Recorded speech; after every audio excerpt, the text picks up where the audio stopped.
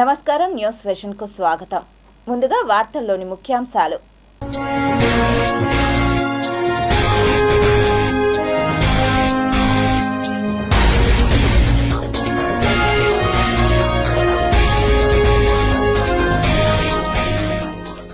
భారత్కు రష్యా అరుదైన offer. R-37M hypersonic long range air to air క్షిపణిని అందించనున్న పుతిన్ ప్రభుత్వం. భారత్ ఖాతాలో మరో మైలురాయి. ప్రపంచంలోనే అతి పొడవైన ఫైర్ వంతెన పూర్తి. రేపే ఏపీలో పెన్షన్ల జాతర. ఒకరోజు ముందుగానే పంపిణీ చేయనున్న చంద్రబాబు ప్రభుత్వం. కాలినడక భక్తుల భద్రతకు టీటీడీ ముందడుగు. 7వ మైలు వద్ద చిరుతలు, ఎలుగుబంట్ల గుర్తింపు. కంట్రోల్ రూమ్లోనే మానిటర్, రెస్క్యూ టీం ఏర్పాటు. తిరుమలకు పోటెత్తిన భక్తులు. శ్రీవారి దర్శనానికి 16 గంటల సమయం.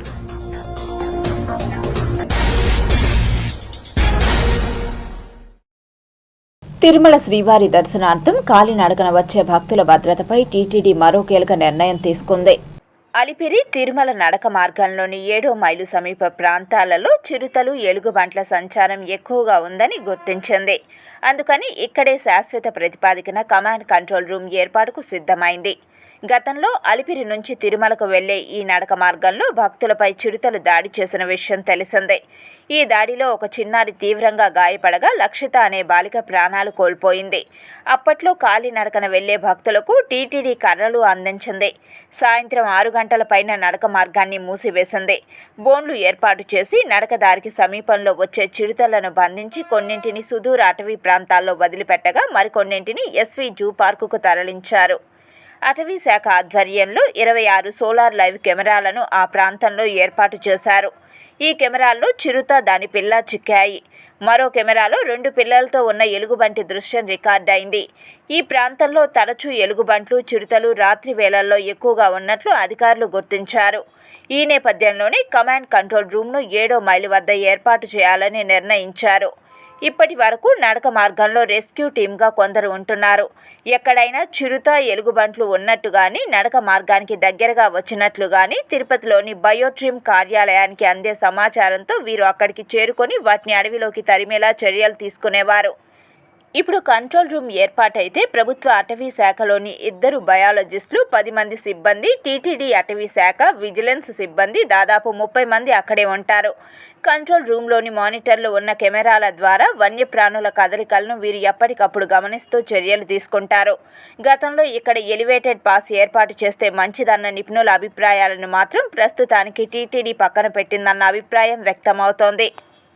వేసవి సెలవులు ముగియనున్న నేపథ్యంలో తిరుమలకు భక్తులు పోటెత్తారు. వారాంతం కావడంతో గురువారం నుంచే కొండపై రద్దీ నెలకొంది.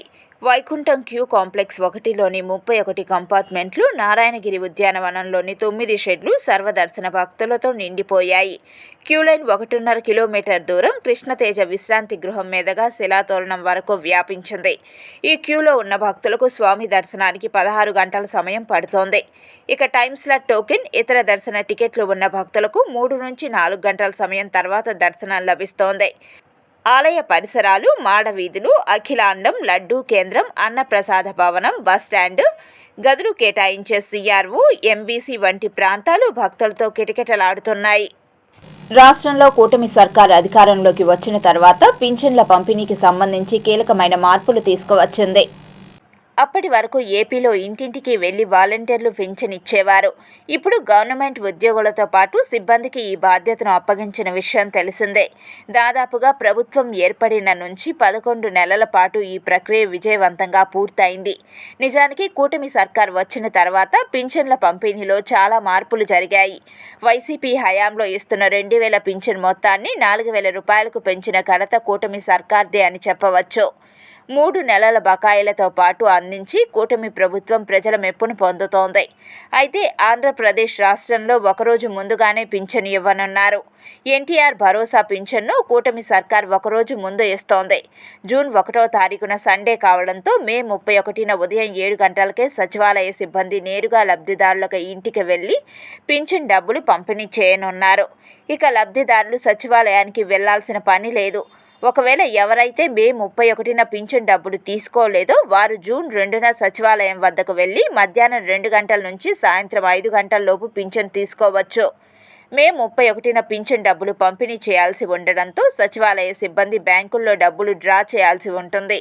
పింఛన్ తీసుకునే రాష్ట్ర ప్రజలు ఈ మార్పును గమనించాలని అధికారులు చెబుతున్నారు. అలాగే ఈ నెల స్పౌజ్ కేటగిరీలో కొత్తగా 89,788 మందికి 4,000 రూపాయల చొప్పున ప్రభుత్వం పింఛన్ అందజేయనుంది. పింఛన్ పొందుతున్న భర్త చనిపోతే ఎన్టీఆర్ భరోసా కింద భార్యకు తదుపరి నెల నుంచి పింఛన్ అందజేయనున్నారు. ఈ కేటగిరీని పోయిన సంవత్సరం నవంబర్ నెల నుంచి అమలు చేస్తున్న విషయం తెలిసిందే. 2023 డిసెంబర్ నుంచి 2024 అక్టోబర్ 31 మధ్య ఇదే కేటగిరీకి చెందిన అర్హులకు కూడా పింఛన్ అందజేయాలని రాష్ట్ర ప్రభుత్వం ఆదేశాలు జారీ చేసింది. అర్హులైన మహిళలు భర్త డెత్ సర్టిఫికేట్తో పాటు ఆధార్ కార్డు వివరాలను సచివాలయాల్లో ఇవ్వాలని ఉన్నతాధికారులు సూచించారు. ఈ నిర్ణయంతో రాష్ట్ర ప్రభుత్వానికి నెలకు మొత్తం 35.91 కోట్ల రూపాయలు అదనపు భారం పడుతున్నట్లు అంచనా. మురుగు కాలువల్లో ఎక్కడా చెత్త లేకుండా తొలగించాలని నగరపాలక సంస్థ కమిషనర్ ఎన్ మౌర్య అధికారులను ఆదేశించారు. శుక్రవారం ఉదయం నగరంలో ఎన్జీఓ కాలనీ, కపిలతీర్థం రోడ్డు, ప్రకాశం పార్కు రోడ్డు, కేటీ రోడ్డు తదితర ప్రాంతాలలో అధికారులతో కలిసి పారిశుద్ధ్య పనులను పరిశీలించారు. కొన్ని ప్రాంతాలలో చెత్త కుప్పలు ఉండడంతో సిబ్బందిని మందలించారు. ఈ సందర్భంగా కమిషనర్ మాట్లాడుతూ నగరంలో ఉదయాన్నే ప్రధాన రహదారుల్లో ముందుగా చెత్త కుప్పలు తొలగించాలని అన్నారు. త్వరలో వర్షాలు కురిసే అవకాశం ఉందని, కాబట్టి మురుగునీరు కాలువల్లో ఎక్కడా చెత్త లేకుండా ఎప్పటికప్పుడు తొలగించాలని అధికారులను ఆదేశించారు. ఇండ్లలోని చెత్తను తమ కాలువల్లో వేయకుండా మీ ఇంటి వద్దకు వచ్చే సిబ్బందికి అందజేయాలని ప్రజలకు సూచించారు. తిరుమలలో ఎస్వీ మ్యూజియం ఆధునీకరణ పనులను TTD chairman BR Naidu, board సభ్యురాలు పనబాక లక్ష్మితో కూడి శుక్రవారం సాయంత్రం తనిఖీ చేశారు. టీసీఎస్ సంస్థ సిఎస్ఆర్ కింద రూపొందిస్తున్న గ్యాలరీలను టీటీడీ చైర్మన్ బిఆర్ నాయుడు పరిశీలించి సంబంధిత అధికారులకు పలు సూచనలు చేశారు. తిరుమల క్షేత్ర చరిత్ర, వైభవం, పురాణాల విశిష్టత ప్రతిబింబించేలా, భక్తులకు ఆధ్యాత్మిక జ్ఞానం అందించేలా మ్యూజియాన్ని అభివృద్ధి చేసి పూర్తి స్థాయిలో భక్తులకు అందుబాటులోకి తీసుకురావాలని చైర్మన్ ఆదేశించారు. ఈ కార్యక్రమంలో డిప్యూటీ ఈవో ఆరోగ్య శాఖ మరియు in-charge chief museum officer Soman Narayana, health officer Madhusudan, AVSO Vishwanath, museum curator Sivakumar తదితరులు పాల్గొన్నారు. రాయలసీమకే తలమానికమైన శ్రీ వెంకటేశ్వర రుయ్య ప్రభుత్వ ఆసుపత్రి నేడు సమస్యల వలయంలో కొట్టుమిట్టాడుతోంది. రాయలసీమలోని పలు జిల్లాల సామాన్య ప్రజలకు వైద్య సేవలు అనగానే ముందుగా గుర్తుకొచ్చేది తిరుపతిలోని శ్రీ వెంకటేశ్వర రుయ్య ప్రభుత్వ ఆసుపత్రి. అంతటి పేరు ప్రఖ్యాతలు గడించిన ఆసుపత్రి నేడు పలు సమస్యలతో సతమతమవుతోంది. అత్యవసర వైద్య సేవల నిమిత్తం రుయ్య ఆసుపత్రికి వచ్చే రోగులు ఆసుపత్రిలోని రోడ్లను చూసి అయ్యో ఇదేమీ దారుణమంటూ ముక్కున వేలేసుకుంటున్నారు. ఇందుకు ప్రధానంగా ఆసుపత్రి ముఖద్వారం వద్దనున్న రోడ్డు దుస్థితి దీనికి తార్కాణం. ఇదిలా ఉండగా 1206 పడకలతో అతిపెద్ద అత్యాధునిక వైద్య సేవలను అందించే ఈ వైద్యశాల సిబ్బంది కొరతతో పలు సమస్యలను ఎదుర్కొంటోంది. ప్రభుత్వాలు మారినా, అధికారులు మారినా గోడు వినేవారే తప్ప తక్షణం సరిపడా సిబ్బందిని ఏర్పాటు చేసి సమస్యను పరిష్కరించలేకపోవడం పలు అనుమానాలకు తావిస్తోంది. ఇక మురుగునీటి కాలువల నిర్వహణ ప్రత్యేకంగా చెప్పాల్సిన అవసరం లేదు. రుయ్య ఆసుపత్రిలో నిత్యం రద్దీగా ఉండే ఓపీ బ్లాక్ సమీపంలోని మురుగునీటి కాలువకు ఇరువైపులా కాంక్రీట్ గోడలు లేకపోవడంతో ఆసుపత్రికి వచ్చే రోగులు వేసే వ్యర్థాలతో నిండిపోయి మురుగునీరు ప్రవహించక దుర్గంధం వెదజల్లుతోంది. ఇలా ఉండగా రుయ్య ఆసుపత్రిలో బయోమెడికల్ వేస్ట్ రోగులను, నగర ప్రజలను భయపెడుతోంది. ఆసుపత్రి ప్రాంగణంలోని ఐడీహెచ్ వార్డు వెనుక వైపు టన్నుల కొద్దీ బయోమెడికల్ వేస్ట్ డంపింగ్ చేశారు.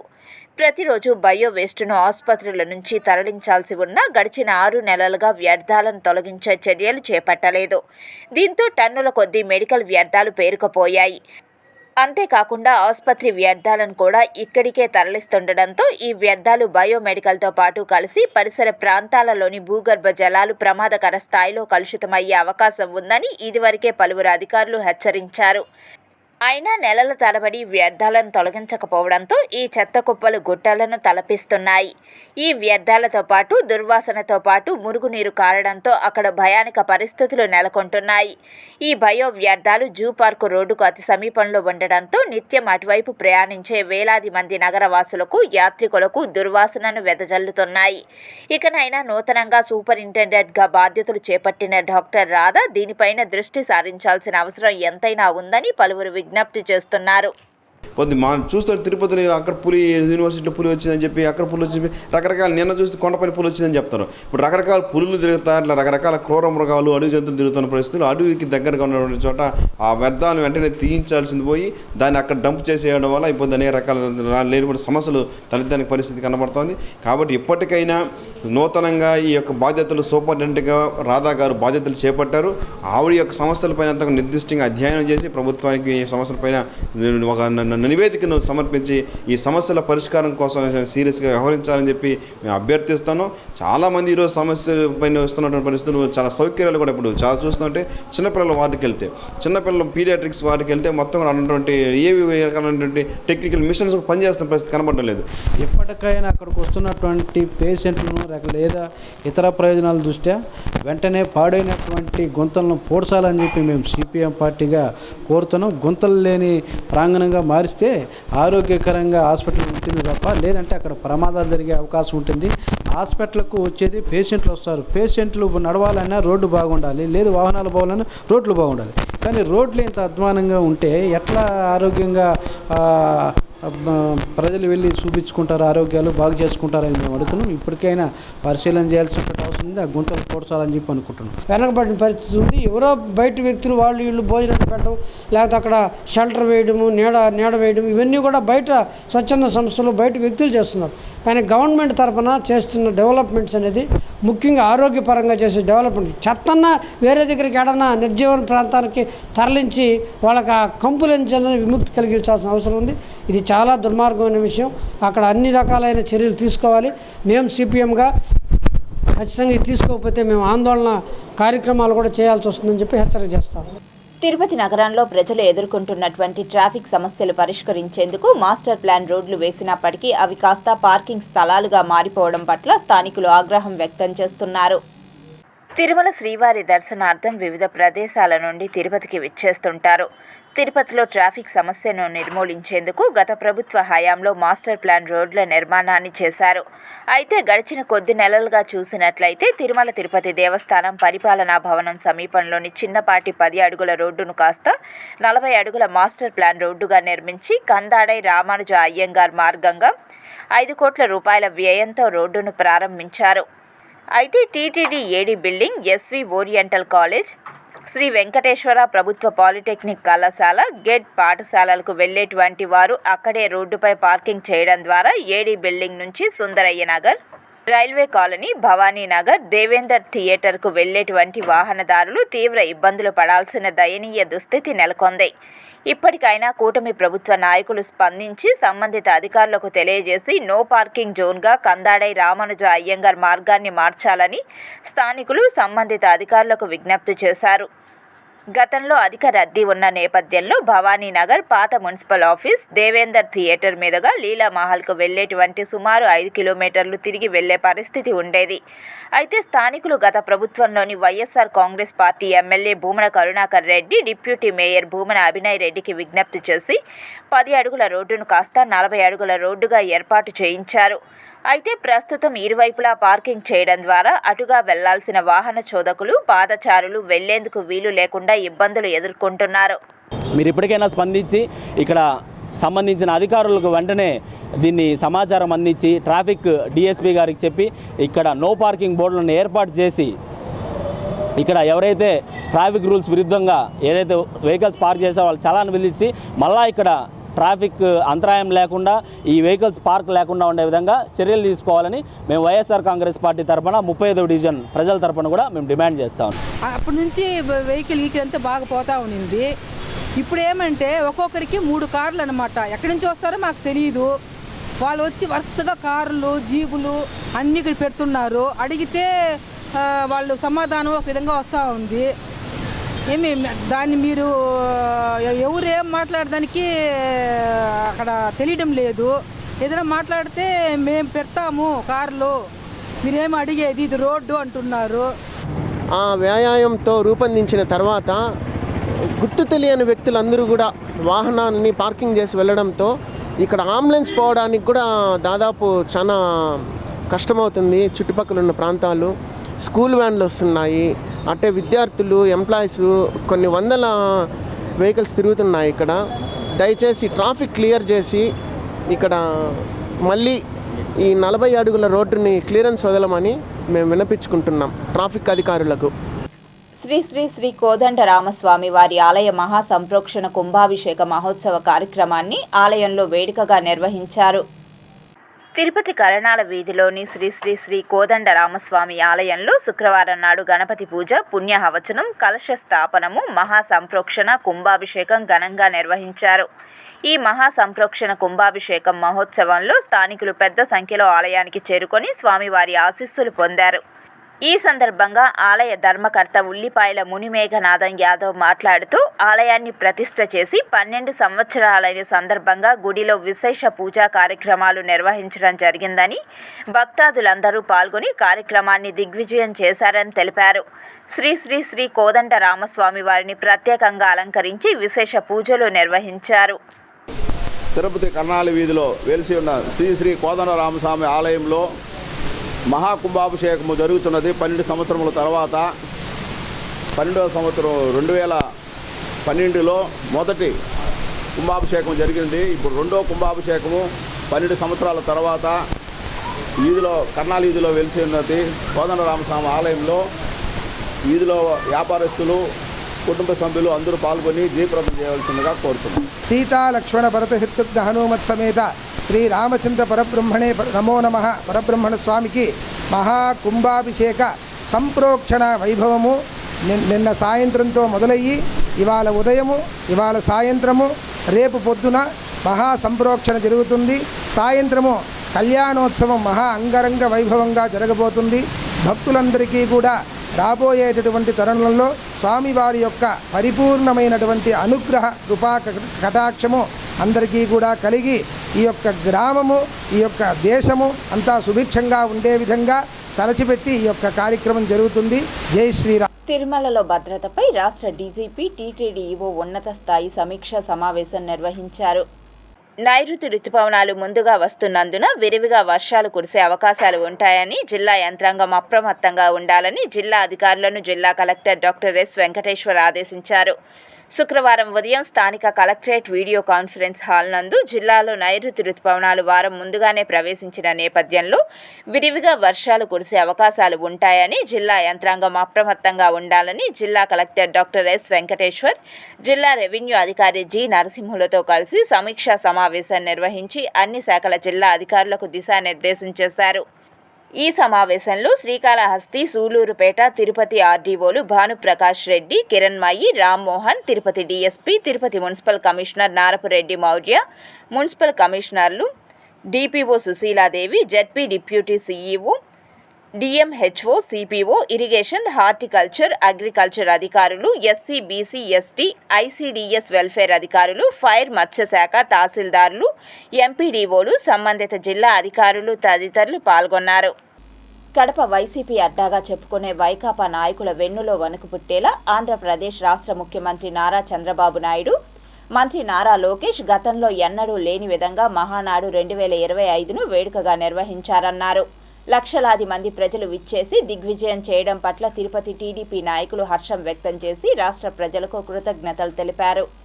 ఎక్కడా లేని విధంగా కూడా లక్షలాది మంది ఆ యొక్క సభకు, నిన్న బహిరంగ సభకు భారీగా కూడా సక్సెస్ చేయడం, అదే కాకుండా ఏదైతే కడప జిల్లా అంటే జగన్ అడ్డా అనే విధంగా చేసుకున్న దీన్ని ప్రజలందరూ కూడా 10 నియోజకవర్గాల కడప జిల్లా ఉంటే 7 నియోజకవర్గాల్లో ఉమ్మడి జిల్లాల్లో తెలుగుదేశం పార్టీని గెలిపించడం కడపలో తెలుగుదేశం పార్టీకి ఉన్న శక్తిని రుజువు చేసింది.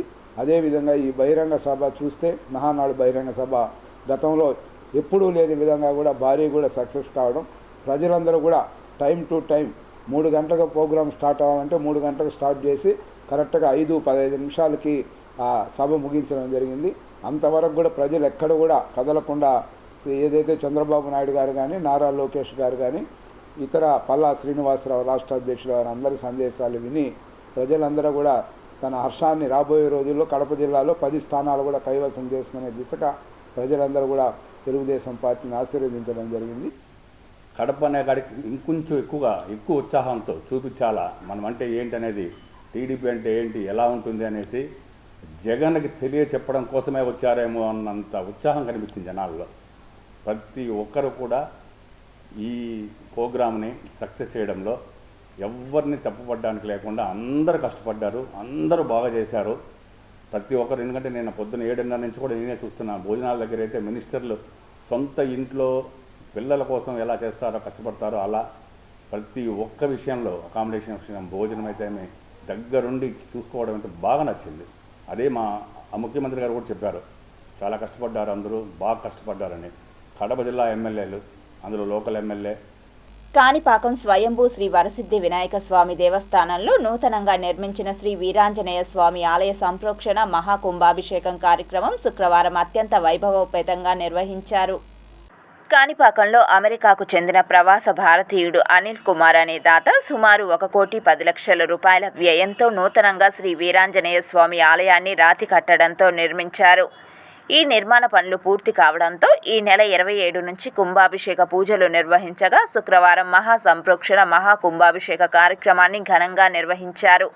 ఈ సందర్భంగా ఉదయం యాగశాలలో ప్రత్యేక పూజలు, హోమాలు నిర్వహించిన అనంతరం యాగశాలలో ప్రత్యేక పూజలు నిర్వహించిన ప్రధాన కలశాలను మంగళ వాయిద్యాల నడుమ ఆలయం వద్దకు తీసుకువెళ్లి ఆలయ పైభాగంలో ఏర్పాటు చేసిన ప్రధాన కలశానికి అభిషేకించారు. అనంతరం ప్రధాన కలశానికి ప్రత్యేక పూజలు చేసి ధూపదీప నైవేద్యాలు సమర్పించారు. ఆ తర్వాత నూతన ఆలయంలో స్వామివారికి ప్రత్యేక పూజలు నిర్వహించి భక్తులకు దర్శనం కల్పించారు. ఈ కార్యక్రమంలో ఆలయ పునర్నిర్మాణ దాత అనిల్ కుమార్ కుటుంబ సభ్యులు, స్థానిక ఎమ్మెల్యే మురళీమోహన్, ఈవో పెంచల కిషోర్, రవీంద్రబాబు, సూపరింటెండెంట్లు కోదండపాణి, వాసు, ఆలయ ప్రధాన అర్చకులు సోమశేఖర్ గురుకుల్, ఉప ప్రధాన అర్చకులు శ్రీనివాస భట్టాచార్యులు, ఆలయ మాజీ చైర్మన్ మోహన్ రెడ్డి మణినాయుడు, స్థానిక సర్పంచ్ శాంతిసాగర్ రెడ్డి, ఐరాల జడ్పీటీసీ సుచిత్ర, స్థానిక టీడీపీ మండల అధ్యక్షులు హరిబాబు నాయుడు, దిలీప్, ధరణీధర నాయుడు, మాజీ ZPTC Venkateswar Chowdary, TTD board మాజీ సభ్యులు గౌనివారి శ్రీనివాసులు, నాయకులు Madhusudan Rao, Purnachandrarao, Chittoor GJM charitable trust director Chennakesava నాయుళ్లతో పాటు ఆలయ ఉభయదారులు, పరిసర గ్రామస్తులు, భక్తులు పాల్గొన్నారు. ఉపాలయంగా వెలిసి ఉన్న శ్రీ వీరాంజనేయ స్వామి వారి దేవస్థానంలో మళ్ళీ పునర్నిర్మించుకోవడం జరిగింది. మనకి ఎన్ఆర్ఐ దాత శ్రీ అనిల్ కుమార్ గారు సుమారుగా 1 కోటి రూపాయలు పైన వెచ్చించి రాతి కట్టడంతో మన దేవాలయాన్ని పునర్నిర్మించడం జరిగింది. ఇది చాలా చక్కగా ఈరోజు మనం ఋత్వికులు పండితులు ఆధ్వర్యంలో సంప్రోక్షణ మహాకుంభాభిషేకం ఘనంగా నిర్వహించుకున్నాం. మనకు అతిథులుగా గౌరవనీయులు ఎమ్మెల్యే గారు, మన మురళి గారు కూడా ఈ కార్యక్రమానికి ఇచ్చేశారు. ఈ కార్యక్రమంలో భక్తులు, అదేవిధంగా మన ఉభయదారులు అందరూ కూడా పాల్గొని ఘనంగా ఈ కార్యక్రమాన్ని మనం చేసుకున్నాం. దీనికి ప్రధాన అర్చకులుగా, ప్రధాన వృత్తికులుగా రాజేష్ గారు, వారి టీము, వాళ్ళ శిష్యులు కూడా వచ్చి ఈ కార్యక్రమాన్ని చాలా ఆధ్యాత్మిక క్రమశిక్షణతో ఈ కార్యక్రమం కావచ్చు, అధికారులైతే కావచ్చు, చాలా చక్కగా ఈ దేవాలయ నిర్వహణ. నేను బాలాలయ ప్రతిష్టా కార్యక్రమానికి విచ్చేశాను. మరలా అష్టబంధన మహాసంప్రోక్షణ కాలంలో వీరు ఈ 4 రోజుల పాటు ఇక్కడ నుండి నేను గమనించినటువంటి విషయాలలో స్వామి యొక్క కైంకర్యాలు, నిత్య నైమిత్తిక కామ్యాలు అన్నీ కూడా చాలా ప్రశాంత వాతావరణంలో క్రమశిక్షణతో సశాస్త్రీయంగా జరగడం అనేటువంటిది మనస్సుకు చాలా సంతోషాన్ని కలిగించేటువంటి విషయం. క్షేత్రపాలకులు వీరాంజనేయ స్వామి ఆలయంలో మరియు వరసిద్ధి వినాయక స్వామి ఆలయ ప్రధాన అర్చకులు, స్థానాచార్యులు, వేద పండితులు, వేద ఋత్వికులు మరియు వీరాంజనేయ స్వామి వరదరాజ స్వామి ఆలయ ప్రధాన అర్చకులు శ్రీనివాస భట్టాచార్యుల వారి ఆధ్వర్యంలో సంపూర్ణముగా నిర్విఘ్నంగా దిగ్విజయంగా జరిపించడమైనది. నైరుతి రుతుపవనాల రాక నేపథ్యంలో వర్షాలపై జిల్లా యంత్రాంగం అప్రమత్తంగా ఉండాలని తిరుపతి జిల్లా కలెక్టర్ డాక్టర్ ఎస్ వెంకటేశ్వర్ అధికారులను ఆదేశించారు. నైరుతి రుతుపవనాలు ముందుగా వస్తున్నందున విరివిగా వర్షాలు కురిసే అవకాశాలు ఉంటాయని జిల్లా యంత్రాంగం అప్రమత్తంగా ఉండాలని జిల్లా అధికారులను జిల్లా కలెక్టర్ డాక్టర్ ఎస్ వెంకటేశ్వర్ ఆదేశించారు. శుక్రవారం ఉదయం స్థానిక కలెక్టరేట్ వీడియో కాన్ఫరెన్స్ హాల్ నందు జిల్లాలో నైరుతి రుతుపవనాలు వారం ముందుగానే ప్రవేశించిన నేపథ్యంలో విరివిగా వర్షాలు కురిసే అవకాశాలు ఉంటాయని జిల్లా యంత్రాంగం అప్రమత్తంగా ఉండాలని జిల్లా కలెక్టర్ డాక్టర్ ఎస్ వెంకటేశ్వర్ జిల్లా రెవెన్యూ అధికారి జి నరసింహులతో కలిసి సమీక్షా సమావేశం నిర్వహించి అన్ని శాఖల జిల్లా అధికారులకు దిశానిర్దేశం చేశారు. ఈ సమావేశంలో శ్రీకాళహస్తి, సూలూరుపేట, తిరుపతి ఆర్డీఓలు Bhanuprakash Reddy, Kiranmayi, Rammohan, Tirupati DSP, Tirupati municipal commissioner Narapureddy Maurya, municipal కమిషనర్లు DPO Sushiladevi, ZP deputy CEO, DMHO, CPO, irrigation, horticulture, agriculture అధికారులు, SC, BC, ST, ICDS welfare అధికారులు, ఫైర్, మత్స్యశాఖ, తహసీల్దారులు, ఎంపీడీఓలు, సంబంధిత జిల్లా అధికారులు తదితరులు పాల్గొన్నారు. సెట్టిపల్లి భూముల సమస్యలను త్వరలోనే పరిష్కరిస్తామని తుడా చైర్మన్ సి దివాకర్ రెడ్డి అన్నారు. శుక్రవారం సెట్టిపల్లి భూములను చైర్మన్ సి దివాకర్ రెడ్డి, ఉపాధ్యక్షులు ఎన్ మౌర్య, తుడా రెవెన్యూ అధికారులతో కలిసి పరిశీలించారు. ఈ సందర్భంగా వారు మాట్లాడుతూ ఎన్నో ఏళ్లుగా అపరిష్కృతంగా ఉన్న సెట్టిపల్లి భూముల పరిష్కారానికి అన్ని చర్యలు చేపడుతున్నామని అన్నారు. గత 10 సంవత్సరాలుగా రైతులు, ప్రజలు ఇబ్బంది పడుతున్నారని తెలిపారు. రైతులకు సైట్లు కొనుగోలు చేసిన వారికి ఎక్కడ ఇవ్వాలనే విషయాలపై చర్చిస్తున్నామని తెలిపారు. చిన్న చిన్న సమస్యలు ఉంటే సర్దుకొని ముందుకు వెళ్లేందుకు సహకరించాలన్నారు. వేల కుటుంబాలు ఆధారపడి ఉన్న సెట్టిపల్లి భూములను అభివృద్ధి చేస్తామని అన్నారు. ప్రభుత్వం తరపున ఈ భూములను అభివృద్ధి చేసేందుకు యుద్ధ ప్రాతిపదికన చర్యలు చేపడుతున్నామని అన్నారు. రాబోయే రోజుల్లో త్వరగా రోడ్లు, మౌలిక సదుపాయాలు కల్పించి మహానగరంగా తీర్చిదిద్దుతామని అన్నారు. తుడా తరపున ఎంత త్వరగా అభివృద్ధి చేశారా అనేలా చేస్తామని అన్నారు. ఈ పరిశీలనలో TUDA superintendent engineer Krishnareddy, EE Ravindra, planning officer Devikumari, tahsildar Bhagyalakshmi, ఉద్యానవన శాఖాధికారి మాలతి, సర్వేయర్లు దేవానంద్, కోటేశ్వరరావు, పలువురు అధికారులు, సిబ్బంది ఉన్నారు. గత 15-17 సంవత్సరాలుగా వీళ్ళందరూ ఇక్కడ రైతులు కావచ్చు, ఇక్కడ కొన్ని ప్లాట్దారులు కావచ్చు, చాలా ఇబ్బందులు పడుతున్నారు. సో వాళ్ళకందరికీ పరిష్కారం చూపించి ఆల్రెడీ మొత్తం ఇప్పుడు వాళ్ళందరూ రైతులందరూ వచ్చారు ఇక్కడికి. ఎవరెవరికి ఎక్కడ ప్లేస్మెంట్స్ కావాలా, రైతులకి అక్కడ వాళ్ళకి 70-30 రేషియోలో ల్యాండ్స్ ఎక్కడ ఇవ్వాలా, సైట్స్ కొన్న వాళ్ళకి సైట్స్ ఎక్కడ ఇవ్వాలా, వీళ్ళు చెప్పినటువంటి ఇంకొక చిన్న ఆల్టరేషన్స్ కూడా ఎంత త్వరగా కంప్లీట్ అంత త్వరగా కూడా మేము చేస్తామని మాటిస్తున్నాను. అదేవిధంగా రైతులు కూడా చెప్పడం ఏంటంటే కొన్ని చిన్నవి వాళ్ళు అడ్జస్ట్ చేసుకోవాల్సి వస్తుంది. మేము మా తరపు నుంచి ఎంతవరకు ఫాస్ట్గా అంతవరకు చేస్తాము. కర్ణాటక రాష్ట్రంలో ప్రజల మన్ననలు అందుకొని ఆంధ్రప్రదేశ్లో వైట్ గోల్డ్ 3వ షోరూంను తిరుపతిలో ప్రారంభించడం శుభ పరిణామమని తిరుపతి ఎమ్మెల్యే ఆరణి శ్రీనివాసులు కొనియాడారు.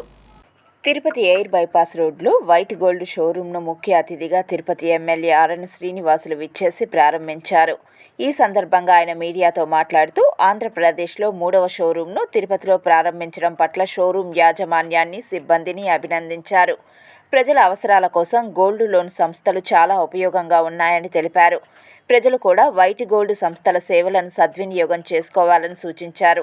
సంస్థ sales head Mithun Shetty, sales manager సల్మాలు మాట్లాడుతూ పాత మరియు వాడకానికి లేని బంగారు ఆభరణాలను కొనుగోలు చేయడంలో వైట్ గోల్డ్ నైపుణ్యం కలిగిన సంస్థ అని తెలిపారు.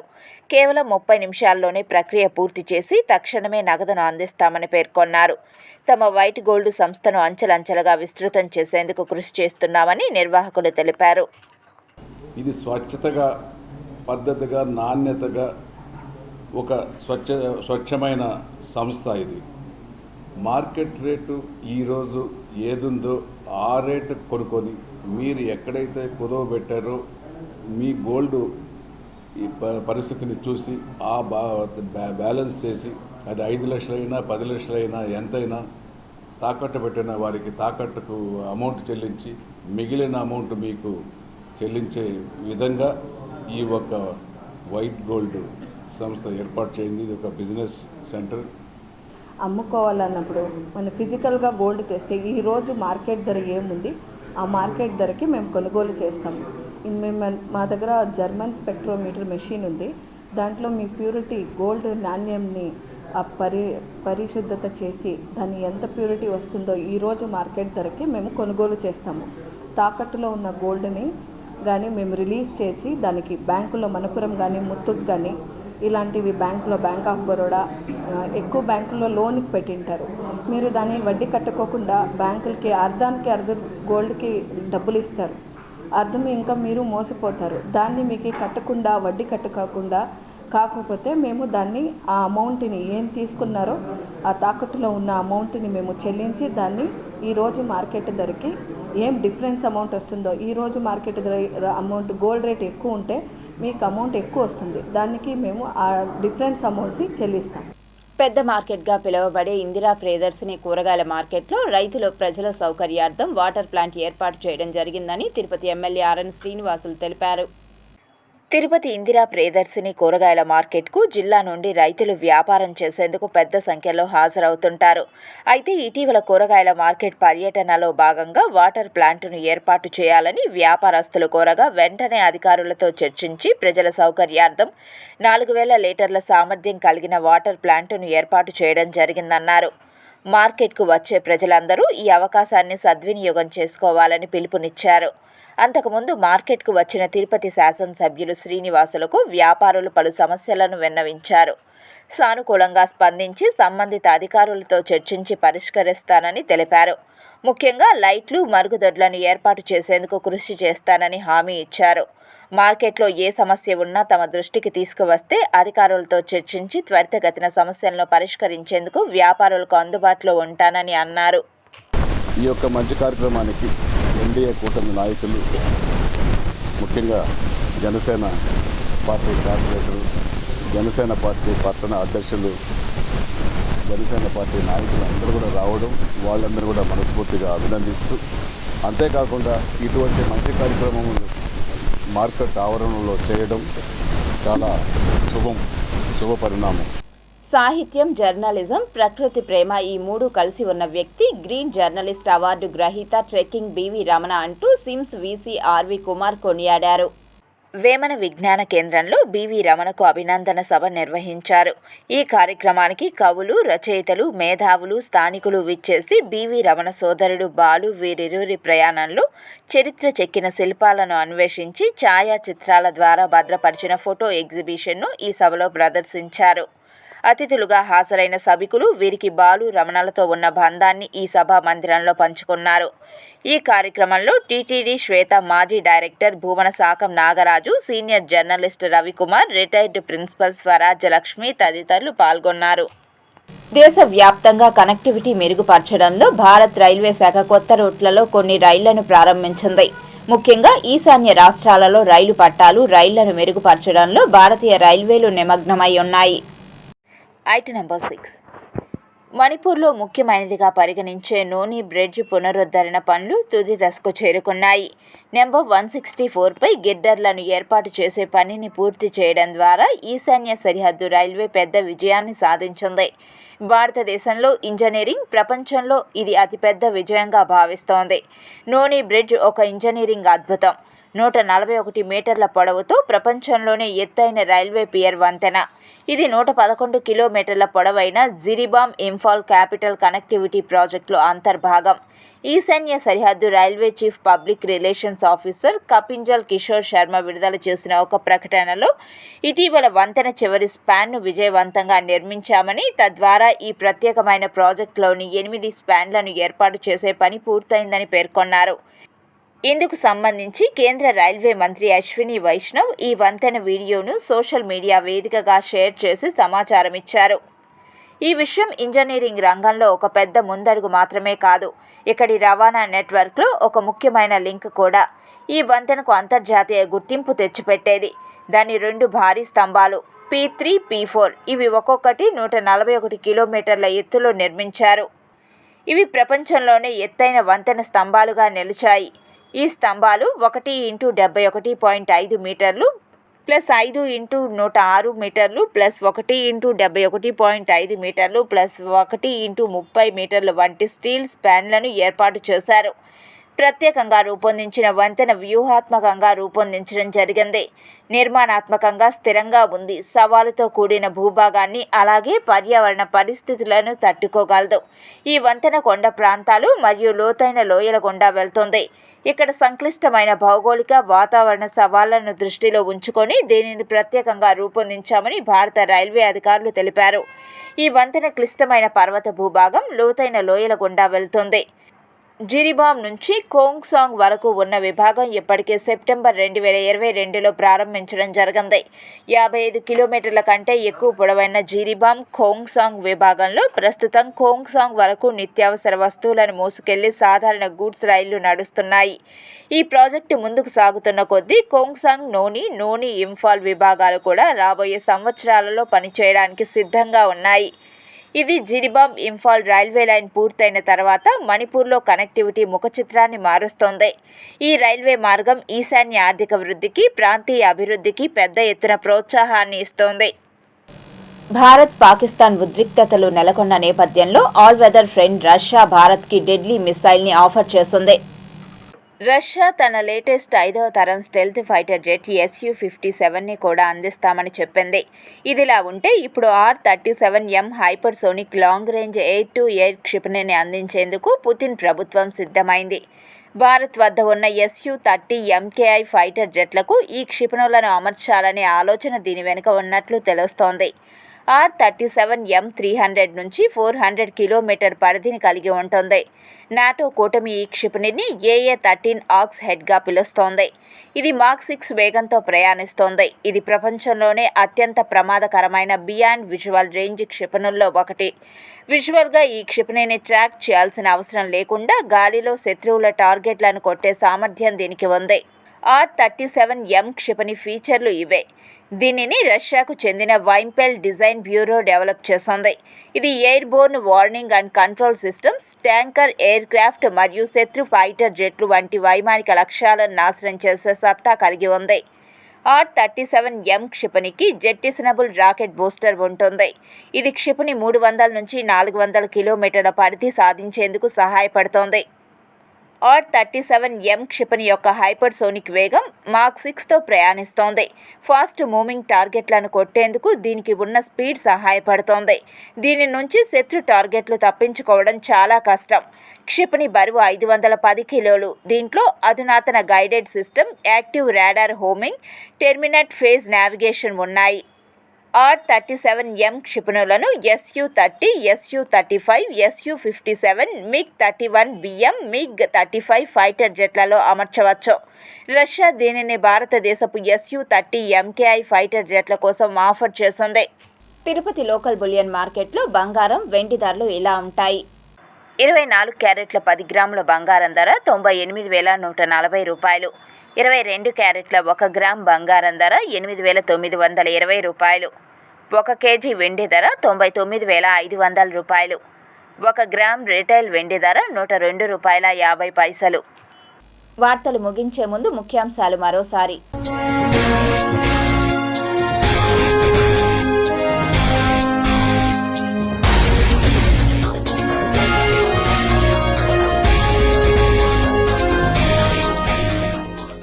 భారత్కు రష్యా అరుదైన offer. R-37M hypersonic long range air to air క్షిపణిని అందించనున్న పుతిన్ ప్రభుత్వం. భారత్ ఖాతాలో మరో మైలురాయి. ప్రపంచంలోనే అతి పొడవైన ఫైర్ వంతెన పూర్తి. రేపే ఏపీలో పెన్షన్ల జాతర. ఒకరోజు ముందుగానే పంపిణీ చేయనున్న చంద్రబాబు ప్రభుత్వం. కాలినడక భక్తుల భద్రతకు టీటీడీ ముందడుగు. 7వ మైలు వద్ద చిరుతలు, ఎలుగుబంట్ల గుర్తింపు. కంట్రోల్ రూమ్లోనే మానిటర్, రెస్క్యూ టీం ఏర్పాటు. తిరుమలకు పోటెత్తిన భక్తులు. శ్రీవారి దర్శనానికి 16 గంటల సమయం.